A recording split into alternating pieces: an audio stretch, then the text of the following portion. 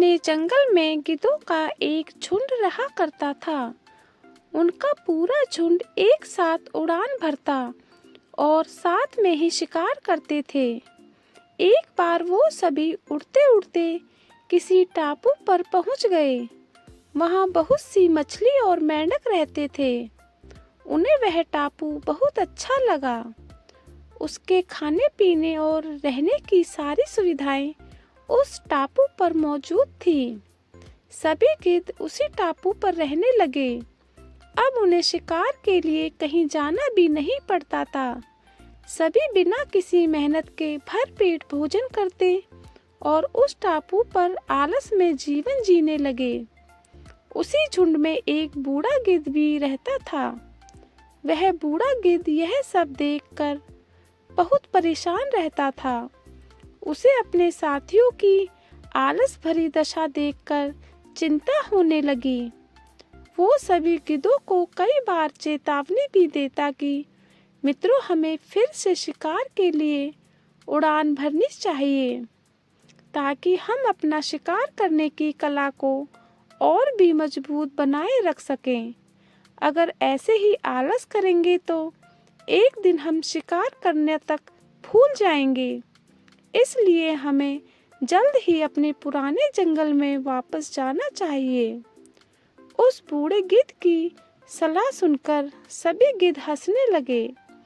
वह उसका मजाक बनाने लगे। उन्होंने कहा कि बूढ़ा होने की वजह से इनका दिमाग खराब हो गया है, इसलिए यह हमें आरामदायक जीवन छोड़कर जाने की सलाह दे रहे हैं।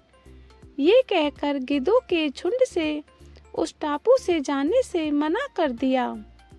इसके बाद वह बूढ़ा गिद्ध अकेले ही वापस जंगल में लौट गया।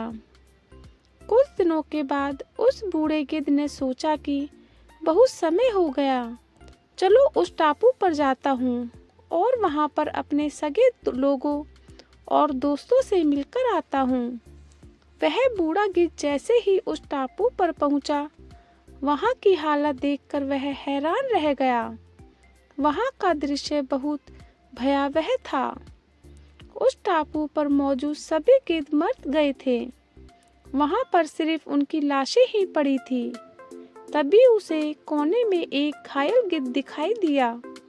वह उसके पास गया और वहाँ की हालत के बारे में पूछा।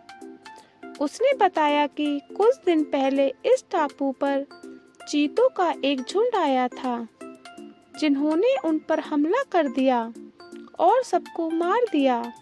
हम लोग बहुत समय से ऊंचा उड़े नहीं थे, तो हम अपनी जान भी नहीं बचा सके। हमारे पंजों में उनसे मुकाबला करने की क्षमता भी कम थी। उस घायल गिद्ध की बात सुनकर बूढ़े गिद्ध को बहुत दुख हुआ। उसके मरने के बाद बूढ़ा गिद्ध वापस से अपने जंगल में चला गया। हमें हर हाल में अपनी शक्ति और अधिकारों की रक्षा करनी चाहिए। अगर आलस की वजह से अपना कर्तव्य करना छोड़ देंगे तो भविष्य में यह हमारे लिए घातक हो सकता है।